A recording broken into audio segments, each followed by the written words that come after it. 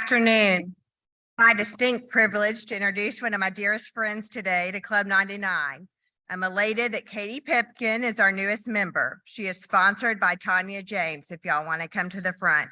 Catherine Young is also a sponsor, but unfortunately is homesick today, but watching from home. Katie is a vice president and trust manager overseeing the trust services for the Little Rock and Central Arkansas market at Arvest Wealth Management. Her work focuses on personal trust administration and estate settlement. She also assists clients with their estate planning needs and administers IRAs. Katie received a bachelor's degree in accounting from the University of Central Arkansas in 2005 and a Juris Doctorate from the University of Arkansas at Little Rock in 2008. In 2014, she graduated from Cannon Financial Institute's Trust School and received the Certified Trust and Fiduciary Advisory designation from the Institute of Certified Bankers that same year. She joined Arvest Wealth Management in July 2016 and loves being able to help her clients and their families reach their financial goals. Her accounting and legal background, combined with her wealth management knowledge, gives her a unique perspective to assist clients in a number of different ways. Katie was a soiree woman to watch in 2020 and is a graduate of Leadership Greater Little Rock Class 30. She is a current member and past president of the Central Arkansas Estate Council. I can say firsthand, she is an amazing mother to her talented 10-year-old daughter, Margot, and is a wonderful friend and confidant to those of us lucky enough to call her a friend. She already has many in this room. Katie, welcome to Club 99.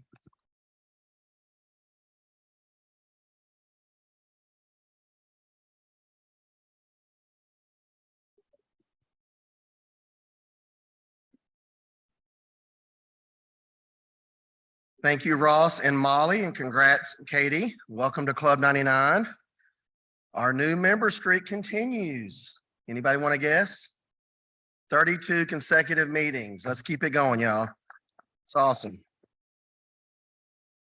Dr. Miller, thank you for being here.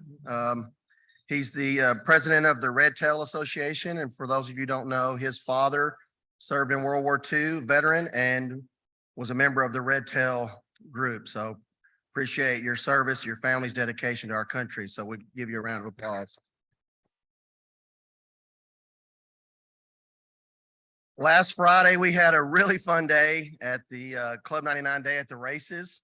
For those of you that could join us, I think you would attest it was a lot of fun. We actually got to sponsor one of the races and got our picture made. You can look for that on social media. It was fun. So I'm glad that so many of you were able to join us, and hopefully there'll be something we can do in the future. Several of our Dunbar mentors have started their service again. And so I'm grateful that that initiative by past President Hank Kelly is getting going again, and appreciate all of you that are serving and mentoring so many students at Dunbar Middle School. It's really cool to see those relationships being fostered and developed, and I can't wait for some of you to share some of your experiences in a future meeting. Also, a couple weeks ago, I want to say congrats to our outgoing executive director of the 20th Century Club of Little Rock, Elizabeth Cloxton. She had a farewell hope ball, and its coverage in Sunday's high profile section was Sunday. It was the most beautiful I've ever seen that room, Elizabeth. So kudos to your team, and thank you for your service to our community, and thank you for all you've done over the years. So Elizabeth has always been so gracious in allowing the president of the club to join her as a guest, and hopefully the new ED will continue that wonderful Rotary tradition. Next week, please join us for our joint program with College Scholarships led by Dr. Jay Barth, and our Business and Professional Leader of the Year Award that'll be headed up. That committee is headed up by past President Elizabeth Small, and our honoree that next Tuesday will be none other than Scott Ford. And so he joins his father as the second father-son duo after Jack and Warren Stevens. So that's going to be a terrific program. So I'm excited about that.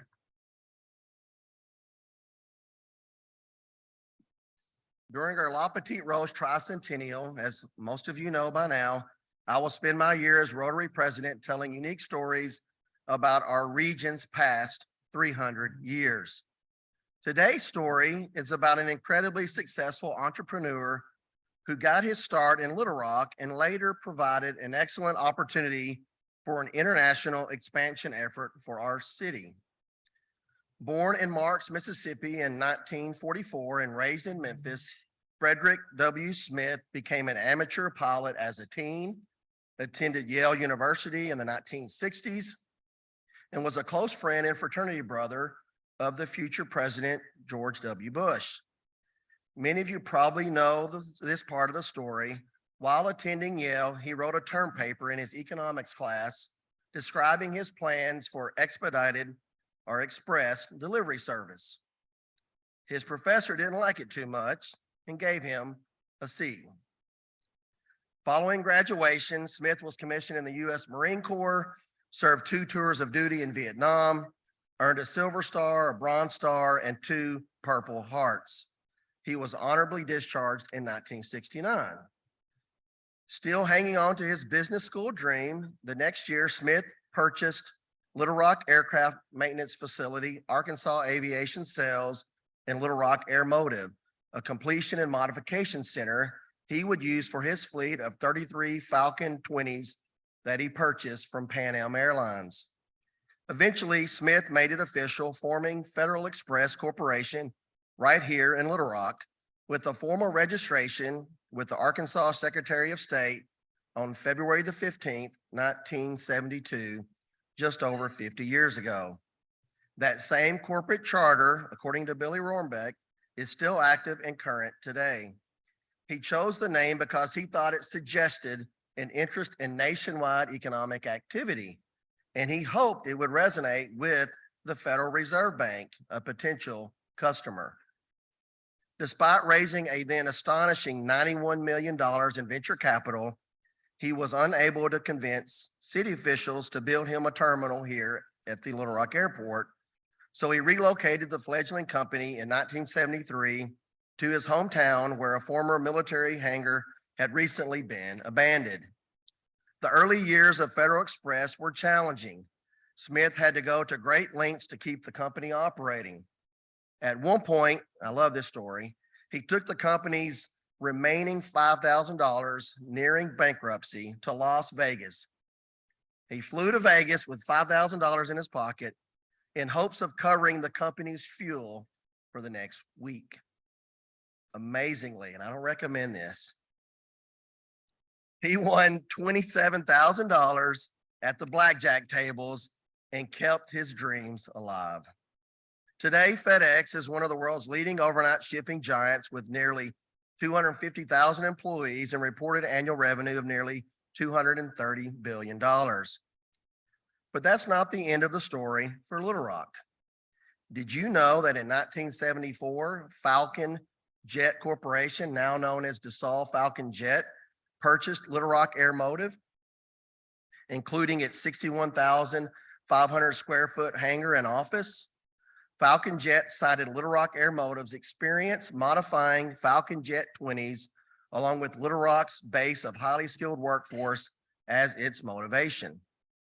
Today, the Paris-based Dassault Aviation's Dassault Falcon Jet is one of Arkansas's largest private employers, with more than 1,500 employees right here in Little Rock.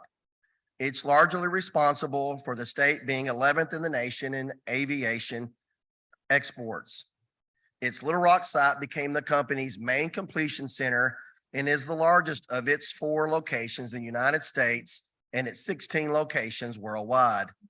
Its Falcon jets are manufactured in France and flown into Little Rock for painting of exteriors and installation of optional avionics and custom interiors. You can't imagine the number of high-level people who fly into Little Rock on a given basis, on an annual basis, picking up their planes and hanging out in Little Rock before they fly back home. Pretty remarkable story. Today, the birthplace of Federal Express is home to Dassault Falcon Jet's state-of-the-art 1.25 million square foot facility and a significant employment base for the greater Little Rock community. That's a true community effort in making lemonade out of lemons. And that's our Illuminating the Rock story for this week.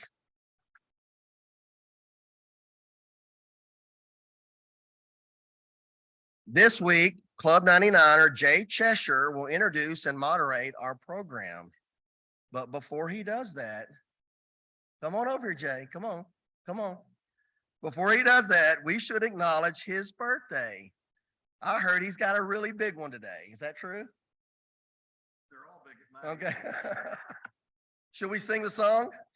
All right, let's go.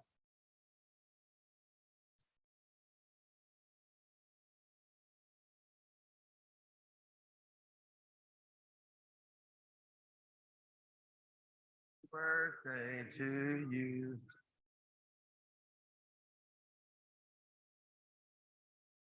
So for those of you that, is this on? Yeah, I think it is. For those of you that don't remember when fire was created and the will and all of those things, I was there.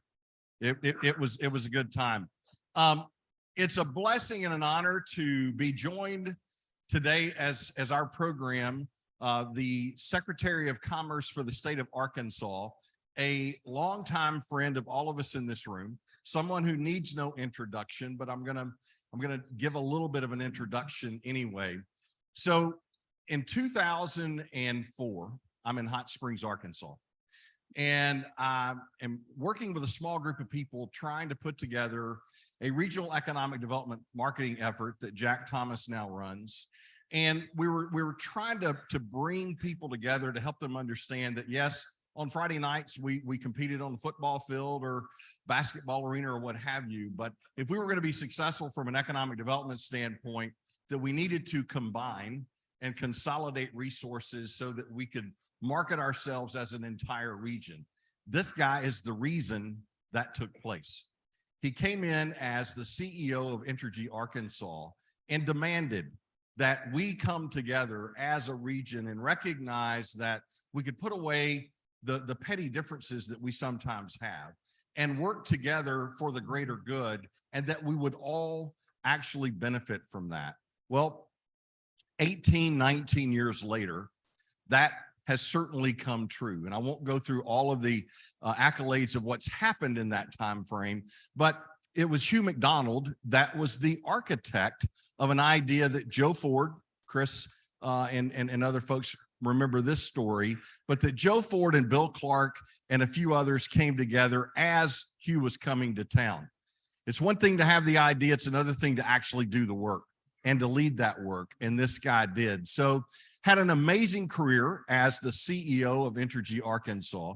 I can recall one night in the midst of an ice storm, our power was out and we were using generators, and like everyone does in that scenario.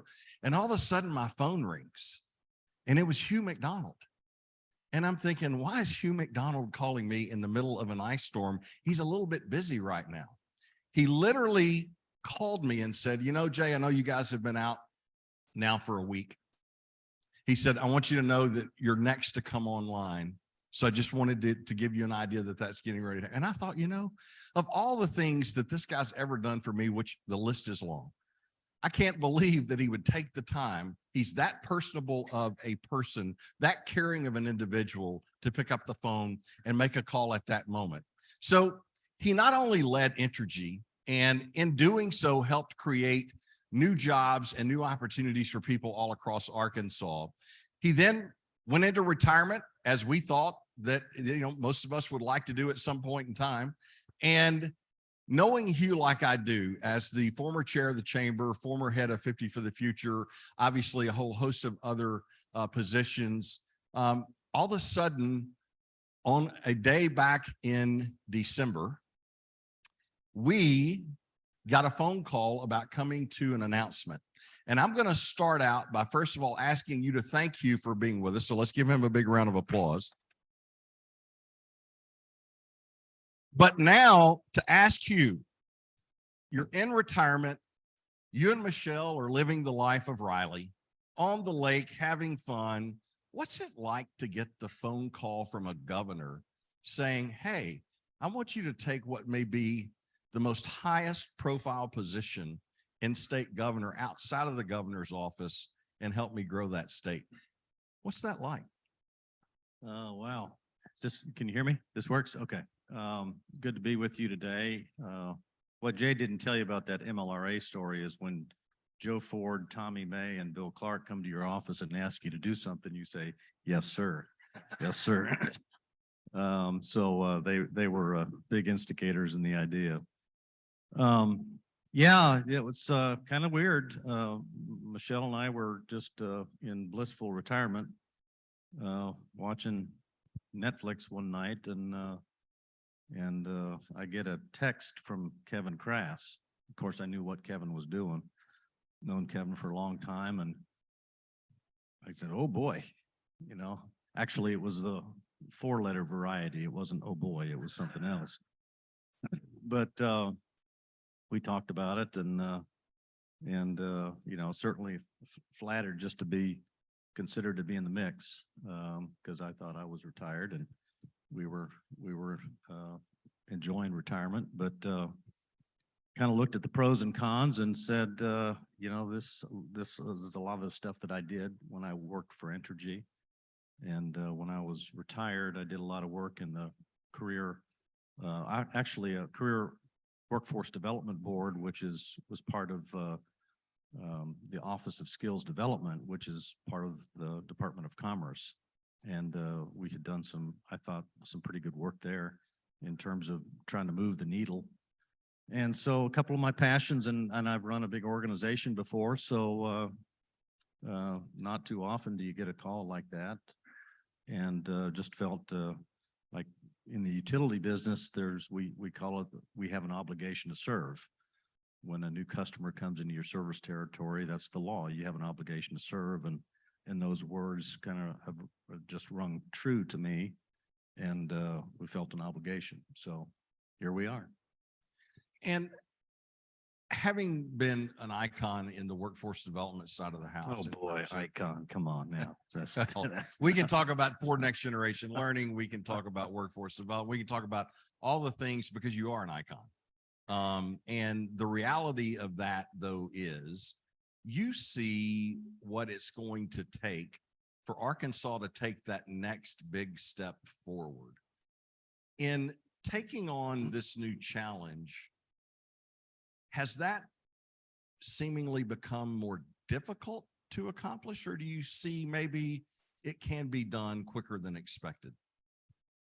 Well, it's a long-term problem. We're talking about the workforce situation. Today, 20 years ago, when we were doing economic development, it was, if you got a big site, if you've got cheap electricity, you've got near a rail or near a interstate, that was the package. But today, you cannot have the conversation without having workforce development as part of the conversation. And it's the big challenge as a state is to have a comprehensive workforce development strategy. We haven't had one. I believe that with the new workforce cabinet, if you haven't met Mike Rogers before, you should. He's the new chief workforce officer that will head up the workforce cabinet. But his responsibility is to work with all the state agencies and public and private institutions that have something to do with workforce development, education, to try to herd all the cats. That's a heck of a lot easier said than done. My little bit of experience when I referenced the career workforce development board earlier, we had the unique ability to actually change a funding formula associated with about 28, 30 different secondary centers. Secondary centers are, most of them are on two-year college campuses, but they are feeders for high schools, area high schools, to take career tech ed type courses. When we got into this, there was a lot of courses being delivered at these secondary centers that really had no relationship to the economic development strategy of the state. the needs of employers. And so we changed the board had the authority to change the funding formula. Of course, we had to get the legislature to approve it. But the funding formula now is tiered. So two-year colleges who want to, or I'm saying, let's say, if you want to deliver welding course, the secondary center is going to get paid the cost of the welding class. That seems pretty basic, but prior to that, the colleges were getting the $6,000 a class, no matter what they taught, whether it was cosmetology or welding. So we turned that around, and slowly you're seeing that ship turn to those secondary centers are offering more or less they're incented by the financial needs of the classes that are closer to the needs of their employers in their region. That obviously we're getting a little bit into the sausage making, which most people don't realize that's where we spend most of our time from an economic development perspective. It's not all about great big announcements and TV cameras, but to put that in perspective, just this morning at 9 o'clock, the secretary and I were in a meeting with a major project talking about talent, but they were talking about how are you going to ensure that we're going to have talent not in 23 or 24, but ensure that they're going to have talent in 2029. And so we don't often think about that, but the work that he and the workforce cabinet prior to this new administration have done really sets us on a pathway to do even more amazing things. And when you talk about Mike and his work, we met Mike when we were first looking at what we could do at the secondary school level when he was at Siloam Springs, and they were doing some significant things there from workforce development. When we talk about workforce development, it's making kids more college ready, just like it is career ready. And so as you look at the entrepreneurship aspect of economic development, how does all that play into the workforce side of it as well? Well, I think, let me go back to I think this is no secret to anybody in the room. We haven't moved the needle in the state for 25-year-olds and up with a college education, 4-year degree. It's been about 25% for the last 20 years. We still need to push that needle. We need to get more kids going and completing college. But that means we need to spend more attention to the other 75%, the other 70%, and to make sure that they've got tracks that they actually know that there's great careers out there. What is happening here in Pulaski County with the Ford NGL or the academies of Central Arkansas, I think that's the right answer. Certainly getting kids exposed to careers that they have no idea are out there. So we got to do that. And I hope in those in the Learns bill that I think just passed yesterday or today, there's going to be a greater emphasis on career ready paths in high school. So the kids that finish the career ready path, their diploma counts just as much as kids that are going to college. But I'm hopeful in that career ready path, or even both, frankly, that the kids are more exposed to entrepreneurship in high school. Those kids that take the career ready path, in many cases, they become entrepreneurs. 99% of businesses on the planet, or certainly in this country, are small businesses. And I want to increase the focus with AEDC on small business and entrepreneurship. We have an opportunity with SSBCI. Don't ask me what the acronym stands for, but federal government funding, part of the ARPA dollars. But Arkansas was just allocated $80 million, $81 million for SSBCI funding. about 45 million of that will go to small venture capital to support innovation type businesses. And the remaining will go to small businesses. We've got a plan on how to allocate that capital out.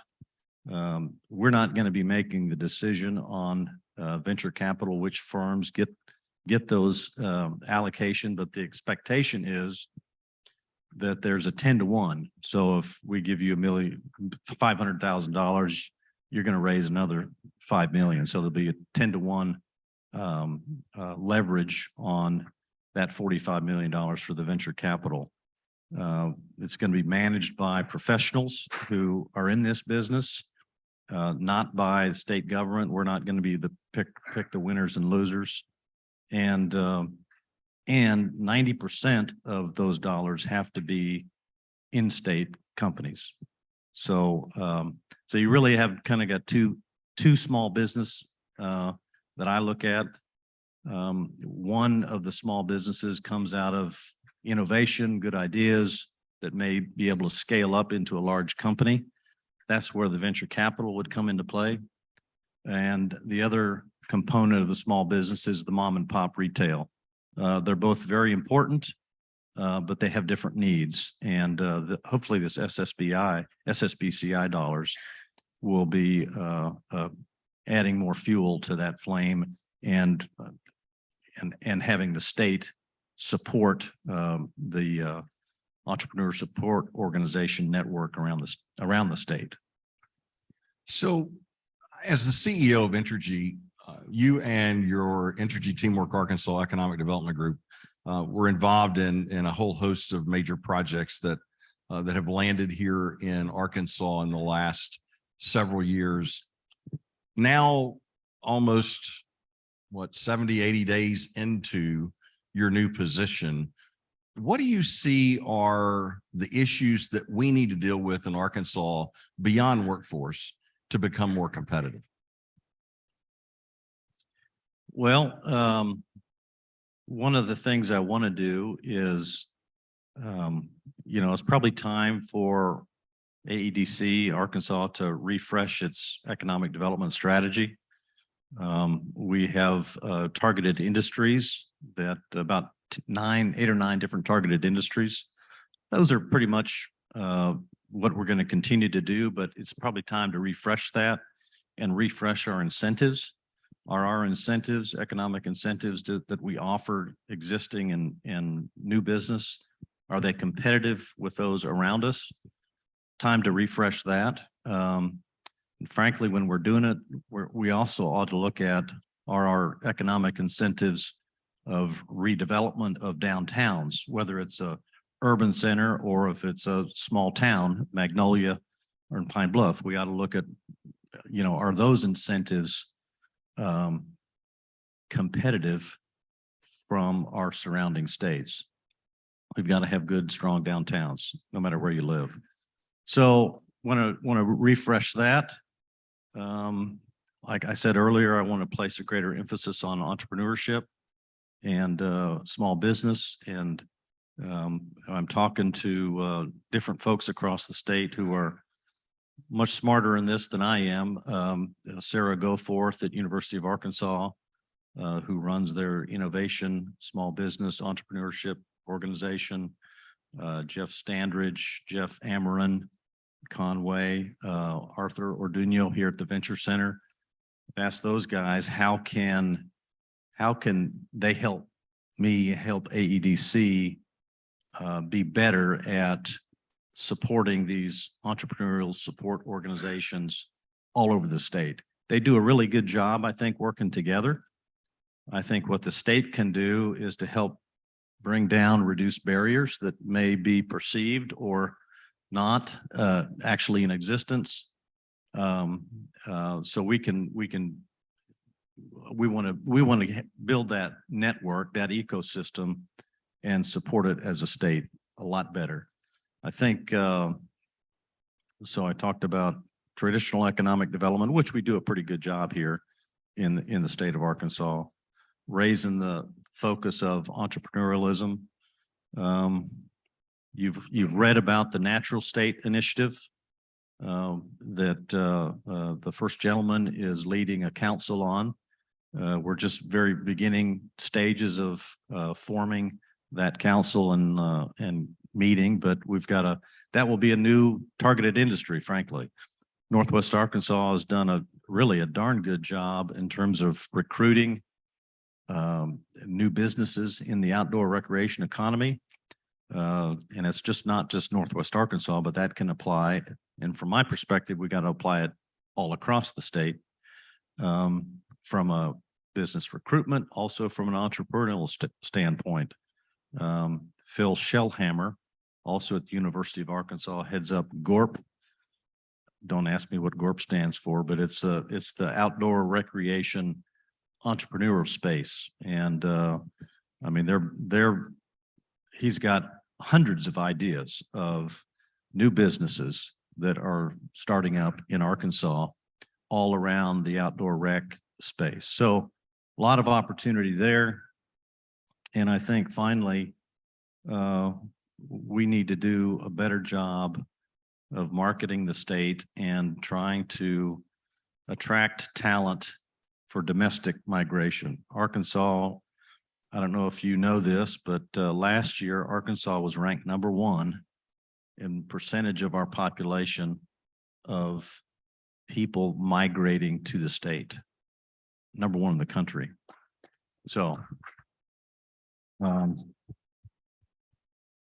so Northwest Arkansas had been marketing, basically to try to recruit top talent from Portland, Denver, Austin, Dallas, Seattle, to Northwest Arkansas. Jay, you're embarking on something in the Central Arkansas area. Why can't we do that from a state perspective?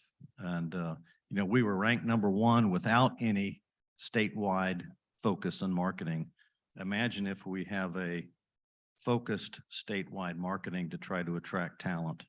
I mean, the state's got a lot to offer in terms of low cost of living, all kinds of outdoor recreation opportunities, good place to raise a family. We want to make it, we want to make this the first place you think of when you want to start a new business. Make sure that the barriers are none. What the governor's going to try to continue, and we're all going to try to work on, continue to lower our taxes, reduce our regulation. No reason why we can't be, frankly, the next entrepreneurial state in the country. So we've got a lot of good things to do, or a lot of good things to market the state, and we just need to be more deliberate at it. So, and he teased it, we're in the process over the next couple of days of meeting with over 60 HR directors of major companies and smaller companies in the Metro Little Rock area to discuss the embarking on a talent attraction program. We've had a anonymous funder who's agreed to put up a significant amount of money to help us with that. There's going to be corporate buy-in to that. And so we'll have information about that in the not so distant future. Hugh, you talk about quality of place, whether it be the outdoor activities that you were talking about. We last week announced the $2 million planning grant for a potential deck park here between 6th and 9th Street. As we were sitting at the table over there having lunch, you glanced out and said, wow, it's been a while since I've had this view. What does that view changing right before our very eyes, all the green space that's going to take place, opening the opportunities for even more of those outdoor activities? How does that play into Arkansas and its natural state moniker, and not only attracting talent, but in doing so, attracting companies? Wow, that's a softball, Jay.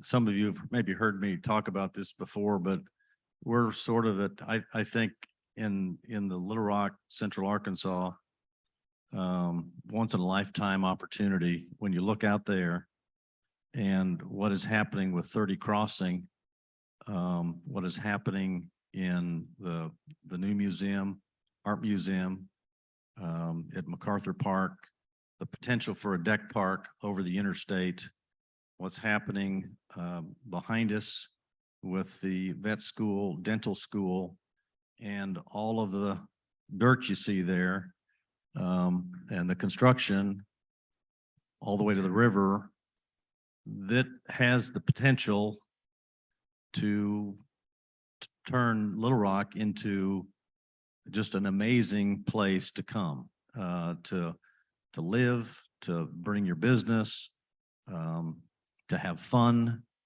But we need a vision. And I think we've talked about it before, is if we can have a vision of what that could look like, instead of just doing a one-off here and there, to bring it all together, Little Rock could be a #1 destination for a lot of different entities. That's just my 2 cents. Well, first of all, good news. You heard it here first. There is a master plan RFQ that's on the street. And so that work's about to begin. I was in Boston back last fall, and I remarked to a lot of my colleagues how walkable Boston is. It may be the most walkable big city that I have ever been in.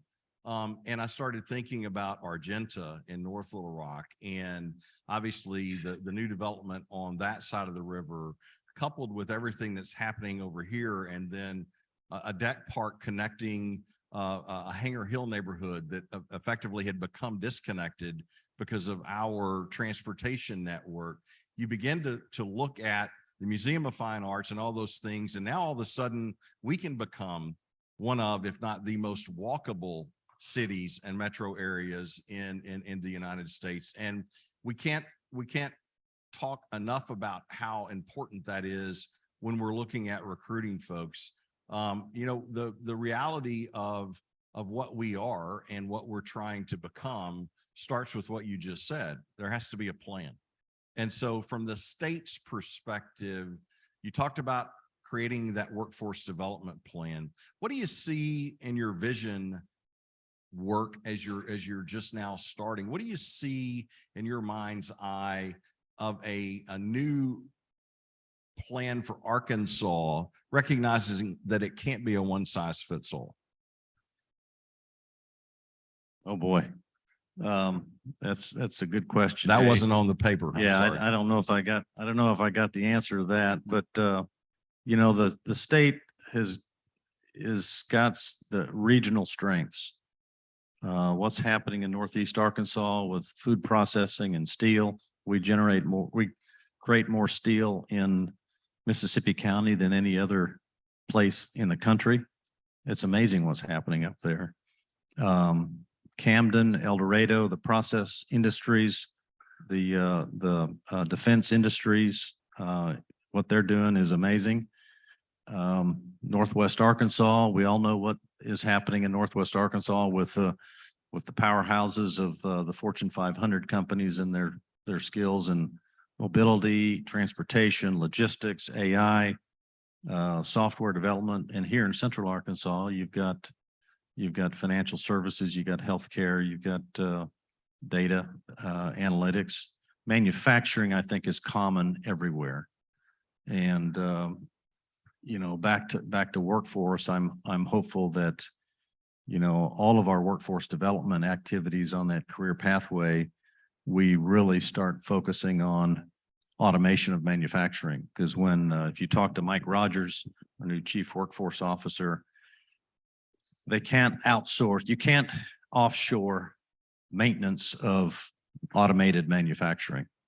And, once we automate it, once we build all the factories that are automated, we've got to be able to have the workforce to be able to maintain all those robots. So, Jay, I think we got to tie it all together, build off the regional strengths.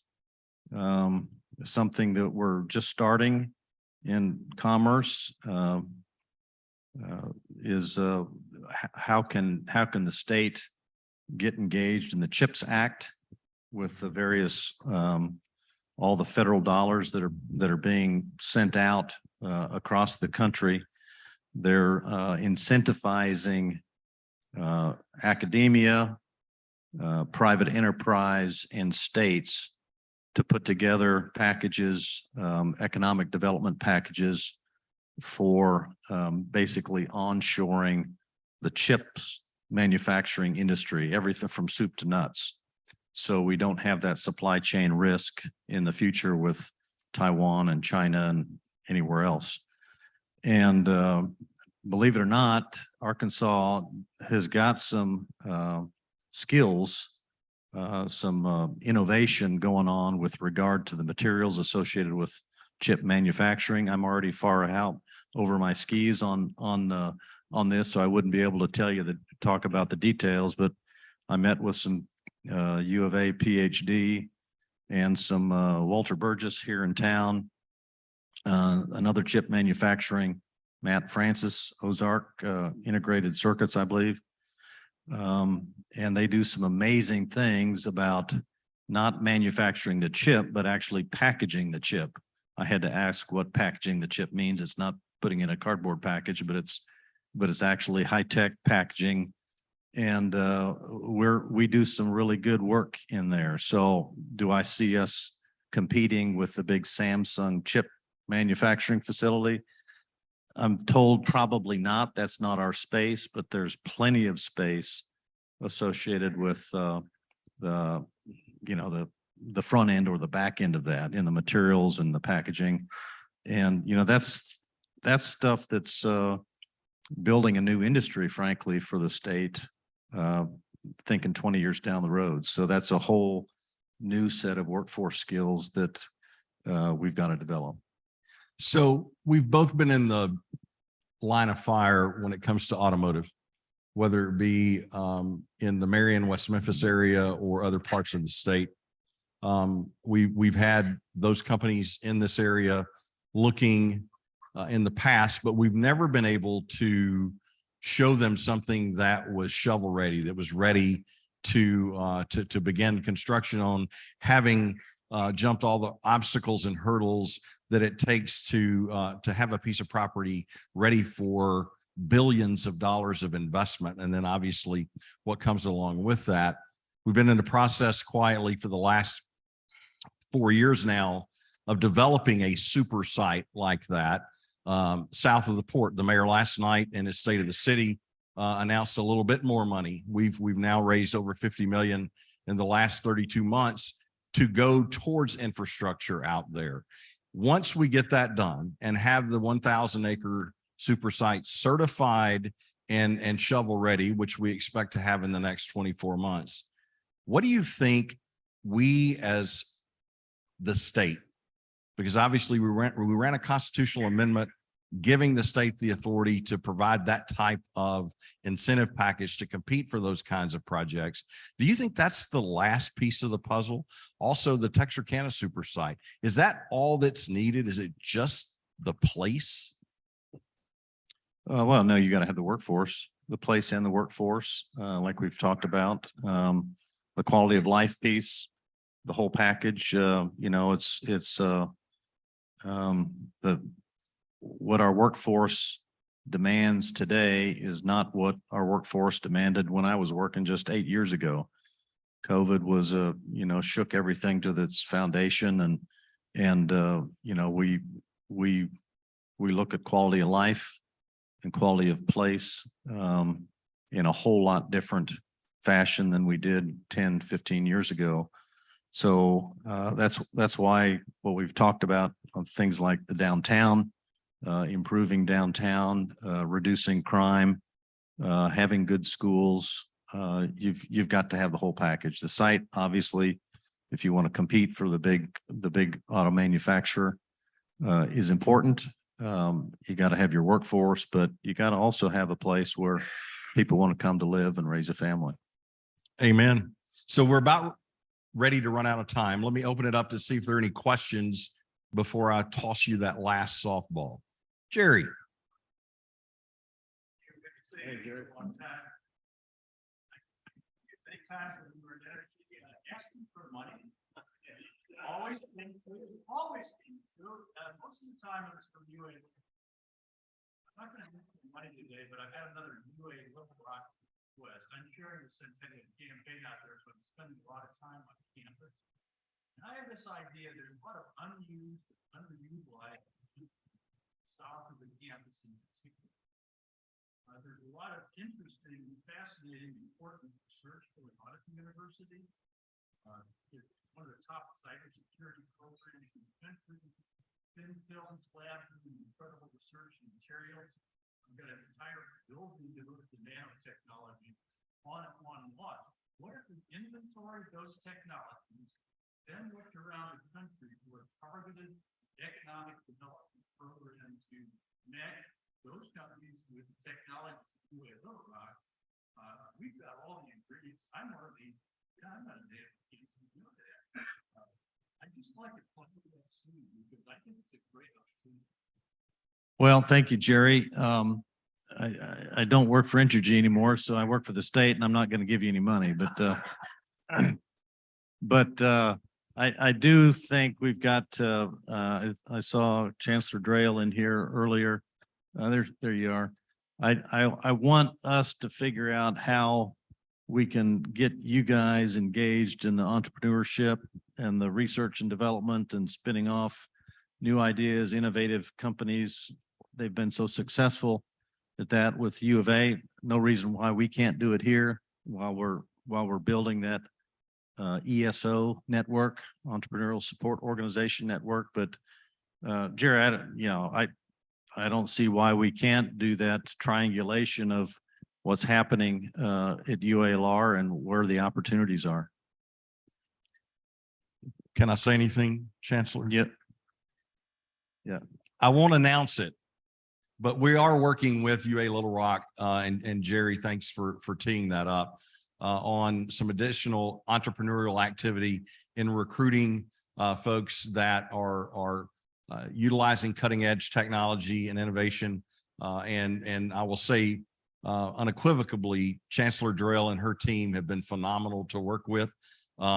Their attorney has even been phenomenal to work with. And I don't say that often, but I will say that you're going to hear some more about that in the not so distant future. And Jerry, you're exactly right. In 2015, nobody had ever heard of Aptigee. 3 people sitting in a building downtown in leased space that today is over 400 and growing to more than 300 and more, with the expectation of being at 1,000 in the not so distant future.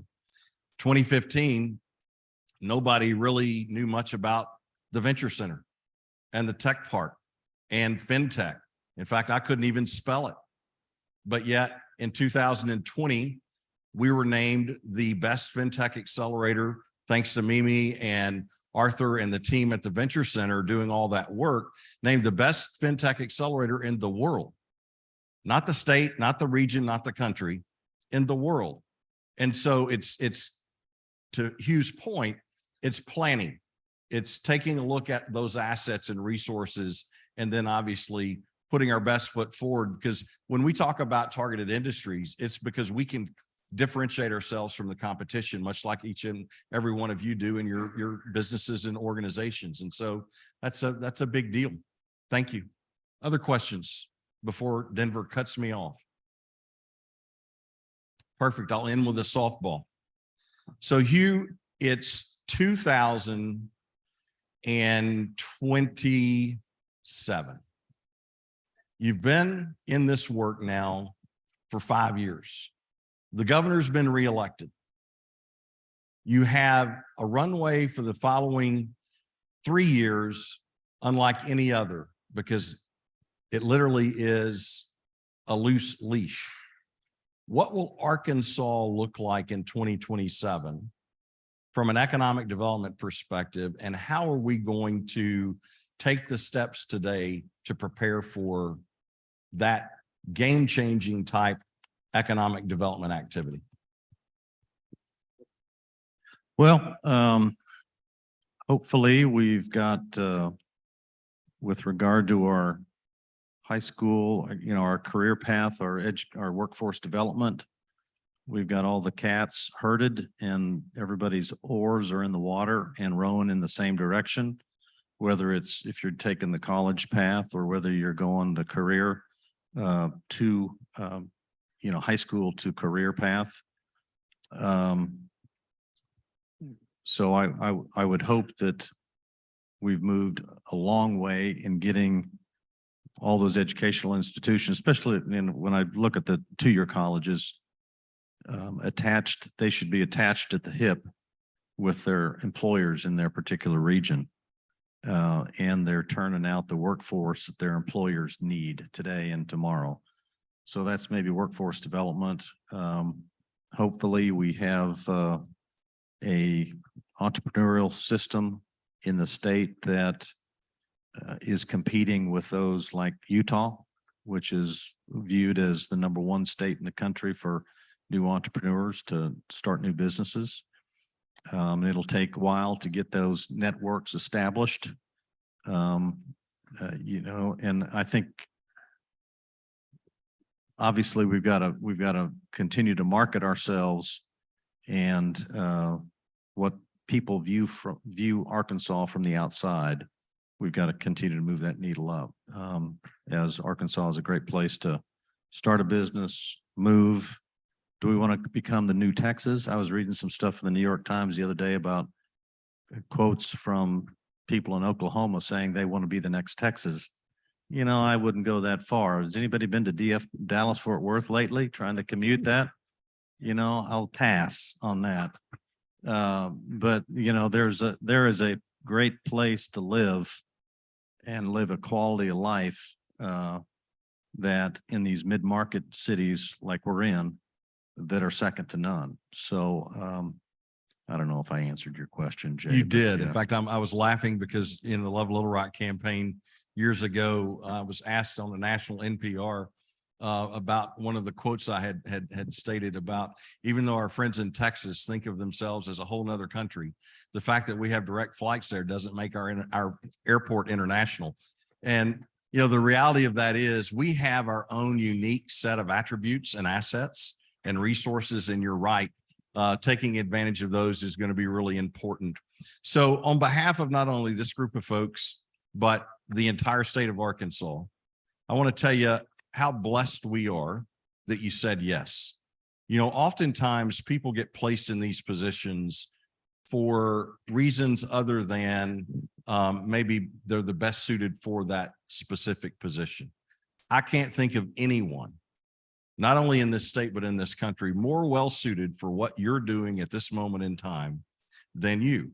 And so we know Michelle is still a little upset about all this, but we want to say thank you because we really appreciate the fact that you were willing to come back into the battle and help lead the charge. Thank you. Well, thank you, Jay. I'll end very quickly. I told the governor this. I said that I don't need the job. The money is nice, I guess, but extra money is never a problem. But I really don't need the job, and what you're going to get from me is the truth. And my intent in everything that we do, or I do, is going to be to try to move the state forward. I know that will probably not be viewed by everybody, that's what I'm trying to do, but that's my intent, is to try to do the right thing for the state for the long term. And I'll make some people mad along the way, I'm sure, doing that, but that's the goal, is push us forward. So thank you very much. Thank you, Jay. Thank you, Hugh.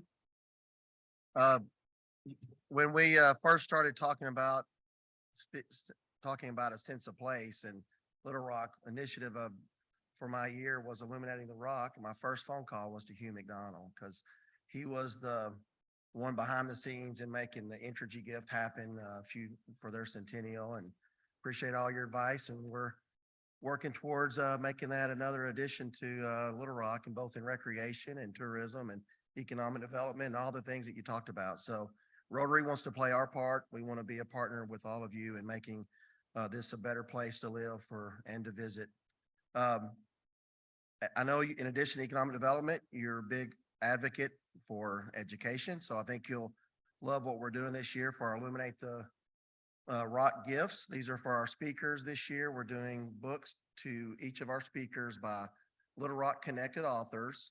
And we're going to give in your name. So you'll get these today, and then we'll give a sampling of all these books at the end of the year with the list of all our speakers to the Little Rock School District resource centers and libraries. And so just wanted you to know that we're going to be doing that, and hope you'll stick around briefly for a quick photo. Next week, College Scholarships Day and our Business and Professional Leader of the Year Award. It's going to be a really beautiful day honoring Scott Ford and his family. Don't miss it. We are adjourned.